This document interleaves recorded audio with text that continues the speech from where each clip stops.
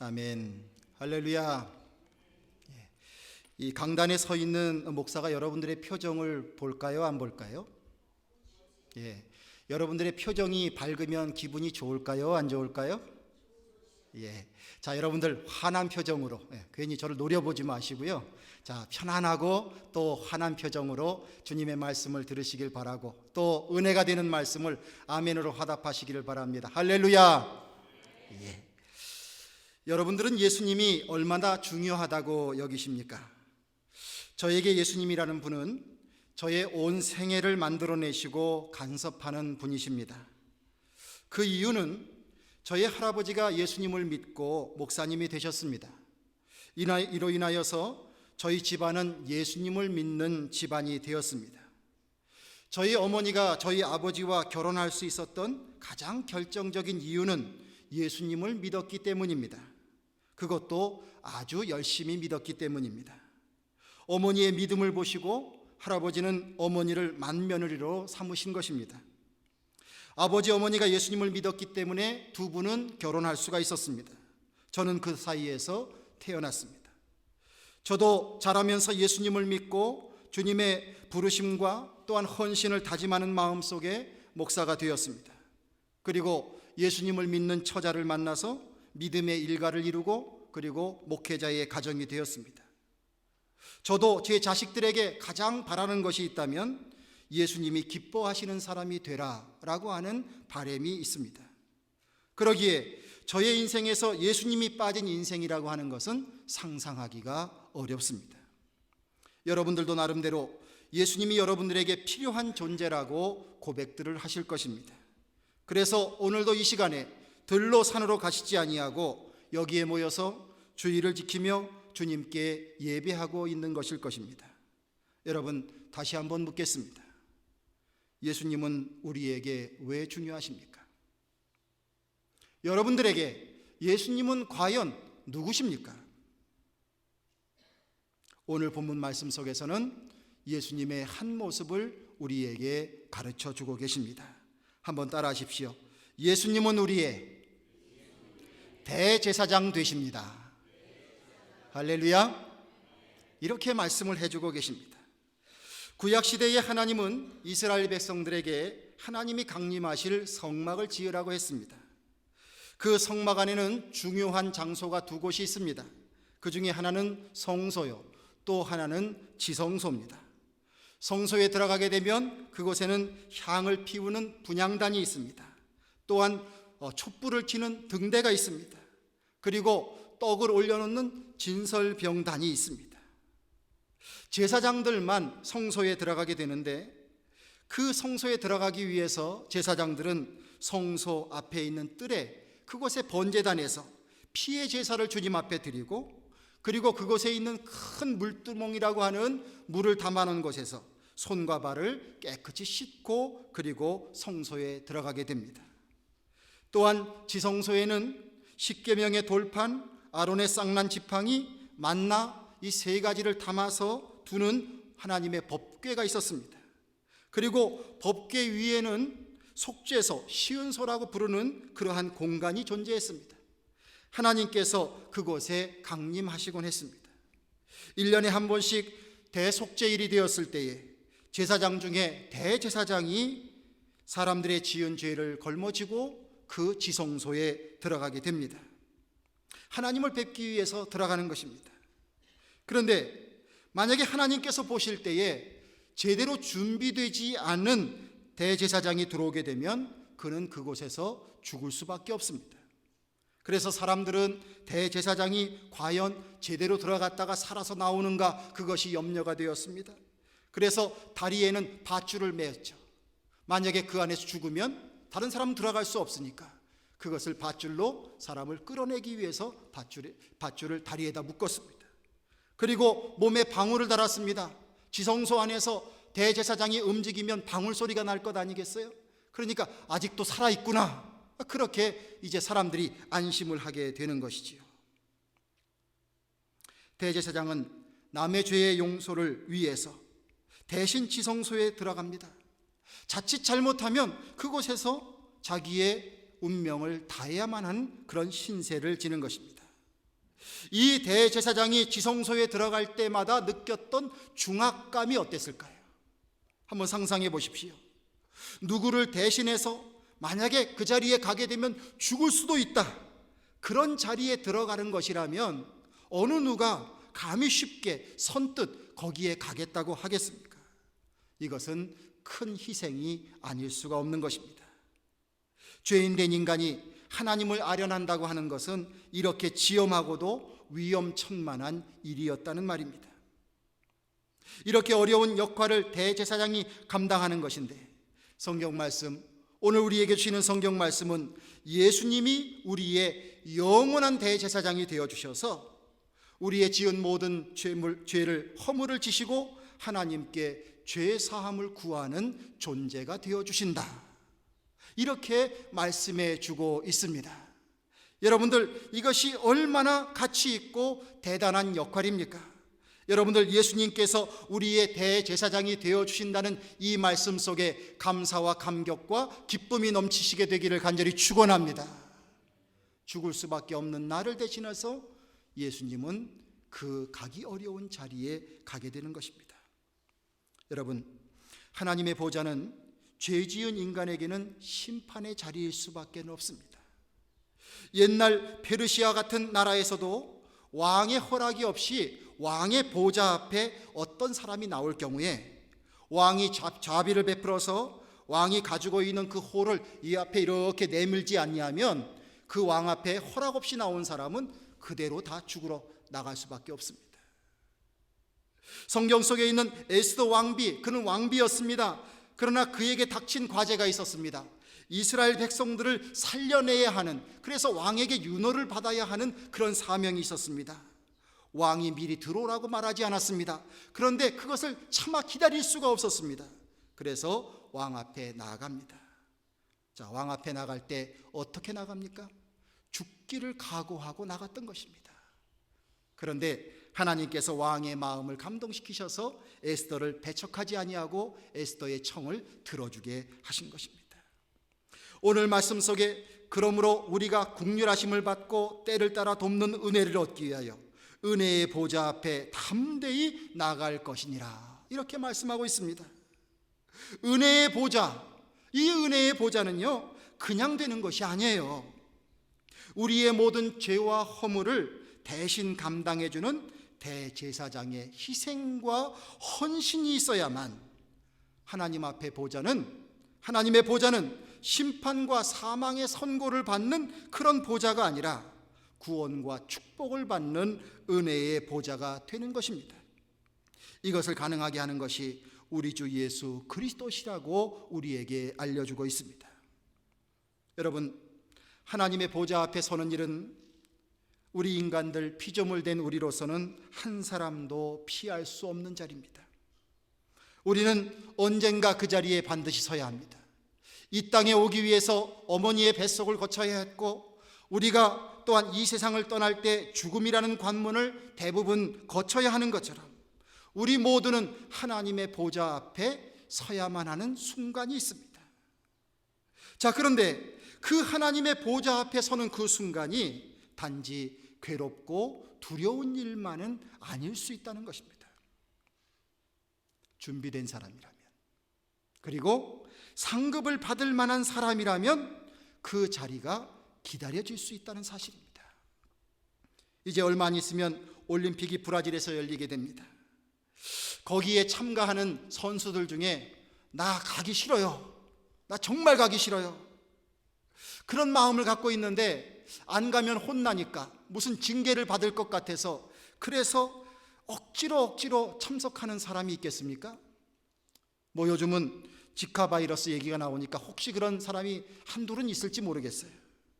그런데 대부분은 올림픽에 가기를 너무나도 소원할 것이고, 그래서 바늘구멍 같은 그 선발전을 거쳐가지고, 그래서 최선을 다해서 준비해서 좋은 성적 거둘 것을 기대하면서 내가 좋은 성적을 거두어서 내 자신에게, 가족에게, 그리고 국가에게 큰 명예와 기쁨을 안기는 사람이 되어야 되겠다, 그런 마음에서 준비하고 기대하면서 그 날만을 고대하지 않겠습니까? 잘 준비된 사람일수록 그날이 빨리 오기를 고대할 것입니다. 여러분, 하나님의 보좌가 심판의 보좌가 아니라 은혜의 보좌가 될 수만 있다면 여러분들, 우리는 그 보좌 앞에 서기를 너무나도 사모하고 고대해야 될 줄로 믿습니다. 주님 만날 그날을 두려워하지 마시라는 말입니다. 오늘 말씀에도 그 보좌에 담대히 나가야 하는 이유를 말씀하고 계십니다. 긍휼하심을 받고 때를 따라 돕는 은혜를 얻기 위하여. 긍휼하심을 받고 때를 따라 돕는 은혜를 얻기 위하여, 이렇게 말씀하고 있습니다. 하나님의 지으심을 받은 우리는 주님으로부터 긍휼하심을 입는 인생입니다. 주님께서 때를 따라 돕는 은혜를 받는 인생입니다. 그런 인생으로 살아가게끔 주님께서 우리를 만들어 주셨습니다. 주님의 긍휼하심이 아니라면 우리는 구원받을 수 없을 겁니다. 주님이 때를 따라 우리를 돕는 은혜를 베푸시지 않는다면 우리의 인생은 제대로 흘러갈 수가 없을 것입니다. 여러분들, 가만 우리들의 인생이나 주변 사람들의 삶을 한번 돌아보시면 좋겠어요. 어떤 사람들은 자수성가형의 사람들이 있습니다. 자수성가형의 사람들은 이런 생각을 하는 거예요. 자기 인생에 이룬 많은 업적들, 결과들이 자신의 노력으로 인한 결과요, 대가라고 생각을 합니다. 이 마음 속에 살아갑니다. 아주 심지가 굳죠. 흔들리지 않고요, 아주 결단력이 대단합니다. 이런 사람들은 자기 스스로 자신에 대한 만족이 굉장히 클 것입니다. 그러나 자수성가형의 사람에게 최대의 단점이 있습니다. 그것은 바로 무엇이냐면 남의 조언을 잘 들으려고 하지 않는다는 것입니다. 누가 무슨 얘기를 하면 당신 같은 사람이 나한테 무슨 조언을 하느냐, 한번 성공하고 얘기를 해봐라, 이런 마음을 갖는 거죠. 마음을 닫습니다. 어느 한 시대에 성공은 할 수 있을지 모르지만 그 다음으로의 발전이 사실은 어렵다는 것입니다. 또 한 가지는 교만이라고 하는 불신앙을 갖고 살게 될 가능성이 아주 높습니다. 여러분, 우리 하나님은 성실하게 사는 사람을 기뻐하시지만 교만하게 사는 사람을 기뻐하시지 않으십니다. 그래서 약한 자를 들어 강한 자를 부끄럽게 하신다 말씀하셨습니다. 교만한 자의 목을 꺾으신다고도 말씀하셨습니다. 여러분, 우리가 아무리 스스로 노력하고 자신의 힘으로 한다고 해도 도대체 우리가 이룰 수 있는 것이 얼마란 말입니까? 자수성가했다 해도 여러분들, 내 가족 하나의 마음도 제대로 내 편으로 만들 수 없는 것이 우리들 아닙니까?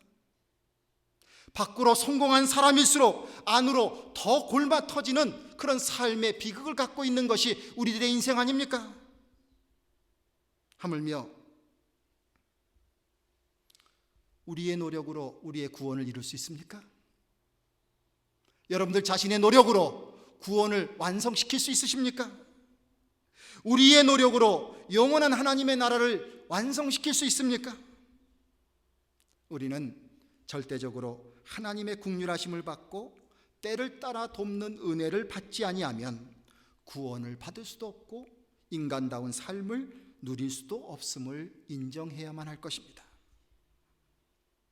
하나님이 봐주시지 않고 때때로 도와주시지 않는다면 우리는 하루도 연명할 수 없는 사람이라는 것을 아셔야 합니다. 내가 몰랐을지라도 주님께서는 지난 일주일 동안 하루하루의 삶의 그런 순간순간 속에 하나님은 우리를 지키시기 위해서 여러모로 막아주시고 그리고 우리를 보호해 주셨다는 사실을 우리는 믿음 안에서 깨닫고 그 주님을 향하여 찬양을 올릴 수 있는 우리가 되어야 된다는 것입니다. 내가 잘나서, 내가 똑똑해서, 내가 계획을 완벽하게 세워서 그렇게 해서 이 자리에 다시금 오게 된 것이 아니라는 사실을 우리가 고백해야 합니다. 오늘 성경 말씀 속에 히브리서 기자는 1절에서 3절에서 이런 말씀을 합니다. 하나님이 안식을 주실 것이라는 약속을 해주셨는데, 우리 모두에게 안식을 주실 것을 약속하셨는데 혹이라도 그 중에 그 안식의 약속을 누리지 못하는 사람이 생길까 염려한다라고 말하고 있습니다. 이런 일이 생길 것을 두려워한다라고 말씀하고 있습니다. 누가복음 17장 34절과 35절을 보면 그 밤에 둘이 한자리에 누워 있음에 하나는 데려감을 얻고 하나는 버려둠을 당할 것이요 두 여자가 함께 맷돌을 갈고 있음에 하나는 데려감을 얻고 하나는 버려움을 당할 것이니라. 이렇게 말씀하고 있습니다. 우리에게 구원받는 자가 되기 위해서 준비하는 사람이 되라는 것을 일러주고 계신 것이죠. 아무리 함께 동거동락을 했어도 주님께 대한 구원의 복음을 믿음으로 화답하지 아니했다면, 그래서 준비되지 않았다면 그들의 미래는 함께 할 수 없다는 사실입니다. 혹자는 이렇게 말합니다. 예수님을 모르는 사람들, 예수님의 이름을 한 번도 들어보지 않은 사람들은 죽으면 어떻게 되나요? 이렇게 질문을 합니다. 여러분들, 그러나 그것은 하나님이 하나님의 방법으로 해결할 것입니다. 그러니 엉뚱한 데 시간을 쏟고 관심을 갖지 마십시오. 우리가 생각해야 될 부분이 있습니다. 그것은 바로 무엇이냐면, 예수님을 믿으면 구원받는다고 했으니까 한 사람이라도 더 예수님의 복음을 듣도록 하는 일에 우리가 쓰임받아야 될 줄로 믿습니다. 이것만 관심 가지세요. 또 예수 그리스도의 복음을 받긴 받았는데, 하나님께서 베푸시는 안식을 주신다는 약속을 받았는데, 만약에 우리 가운데에서 이것을 누리지 못하는 사람이 생기면 어떻게 할까? 이것을 깊이 생각해야 할 것입니다. 또 혹시 내가 그 사람 중에 하나가 되면 어떻게 할까? 이것을 염려하며 그것에 대하여 생각하는 사람이 되어야 될 것입니다. 여러분, 복음을 들었지만 하나님의 안식의 약속을 누리지 못하는 이유가 무엇이라고 말씀하고 있습니까? 오늘 읽은 말씀 속에는 듣는 자가 믿음을 화합지 아니함이라 이렇게 말씀했습니다. 6절에 보면 순종치 아니함을 인하여 들어가지 못하였으므로 이렇게 말씀하고 있습니다. 주님의 말씀을 들을 때 여러분들의 마음이 강팍해지지 않으시기를 간절히 축원을 드립니다. 주님은 우리에게 우리가 축복받고 구원받을 만한 귀한 말씀을 주셨습니다. 그런데 그 말씀을 믿음으로 받아들이지 못하고, 그리고 강팍한 마음으로 배척하고 만다면 결국 우리는 주님께서 약속하신 그 안식을 누릴 수 없게 되는 것입니다. 하나님께서 고통 가운데 있는 이스라엘 백성들 애굽에서 구원해 주시면서 가나안 땅에 살도록 주께서 계획하셨습니다. 그들에게 약속하셨습니다. 그리고 그들을 그 어려움 가운데에서 구해내셨습니다. 자, 여러분들, 그런데 이 하나님의 약속이 있는데 이 약속이 어떻게 되는 것입니까? 하나님께서는 분명히 이스라엘 백성들에게 젖과 꿀이 흐르는 가나안 땅으로 들여보내겠다고 약속하셨습니다. 그런데 출애굽의 은총을 입은 이스라엘 백성들이 여러 가지 현실적인 문제 가운데 하나님을 믿지 않았습니다. 하나님을 믿지 않고 또한 불신앙을 갖게 되면서 결국은 그 하나님의 주신 약속을 중요한 것으로 여기지 못했습니다.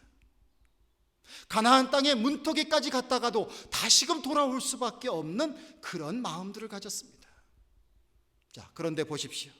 40년이 흘렀습니다. 이스라엘 백성들이 가나안 땅에 들어갔습니까? 못 들어갔습니까? 들어갔죠. 그 자녀들이 순수함을 가졌던 하나님의 역사를 그대로 목격하고 하나님이 주신 말씀을 액면 그대로 믿는 그들의 자손들이 가나안 땅에 들어갔습니다. 자, 결과적으로 하나님의 약속은 무산된 것이 아닙니다.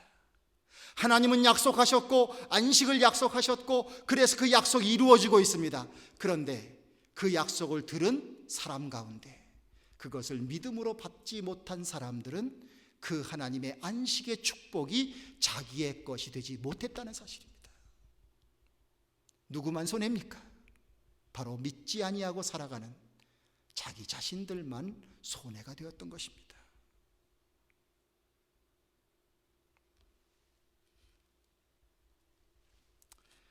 여러분들, 우리가 예수님을 주님이라고 부르면서 주님, 이렇게 주님이라고 부르는 것은 예수님을 나의 주인이라고 고백하는 것 아니겠어요?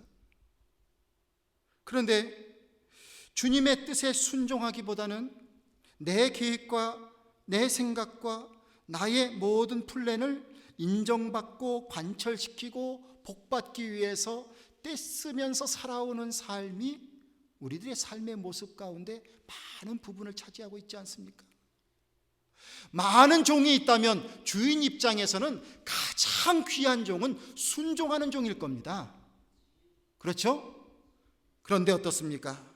나는 유능한 종이 되려고 하고, 나는 잘난 종이 되려고 하고, 나는 독립하는 종이 되려고 하고, 나는 주인에게 대적할 만한 종이 되려고 하고, 나는 다른 종들의 대변자의 종이 되려고 하고, 심지어는 주인의 자리를 넘보는 종으로 살려고 했던 그런 모습들이 우리 안에 있지 않습니까? 주님을 주님이라고 부른 그 부름이 결국 헛된 부름인 경우도 많이 있었다는 사실입니다. 주님께서 주시는 깨달음과 뉘우침 속에 우리에게 이런 부분이 있는 것, 저나 여러분들이나 할 것 없이 다 회개하며 살아야 될 것 같아요. 여러분, 주님 앞에 이렇게 기도해 보셨으면 좋겠습니다. 한번 따라해 보실래요? 주님, 저는 마음이 완악한 사람입니다. 제 마음을 고쳐주세요. 주님, 저로 하여금 주님의 복음을 믿음으로 반응하는 사람이 되게 해주세요. 주님, 저에게 순종의 영을 주셔서 주님 말씀에 순종하게 해주세요. 성도 여러분, 이런 기도가 우리에게 가장 중요한 기도이지 않을까요? 주님, 내 이 물질이 필요합니다. 나에게 이 건강이 필요합니다. 내 자식이 좋은 대학교에 들어갑니다. 이런 기도를 드리는 것보다도 더 중요한 기도가 주님의 종으로서 주님의 그 부르심에 응하면서 그 주님의 인도하심을 따르기 위하여서 결단할 수 있는 이 기도가 다른 모든 기도보다 우선되어야 되지 않을까요? 나를 종으로 삼으시는 주님은 나의 모든 삶을 책임지실 줄로 믿습니다. 나의 자녀도 책임지실 줄로 믿습니다. 나의 삶도 책임질 줄로 믿습니다. 나의 하는 모든 것도 책임지실 줄로 믿습니다. 그러기에 그런 것을 위한 기도보다 나와 주님과의 관계 속에서 내가 얼마만큼 충실한 주님의 종으로서의 자세에 서 있어야 하는가, 이것을 위하여서 기도하는 우리가 되어야 될 것입니다. 주님과의 관계가 바로 서게 된다면 주님께서 우리의 마음밭에 뿌려주는 복음의 씨앗은 분명히 30배, 60배, 100배의 결실을 얻게 될 줄로 믿습니다.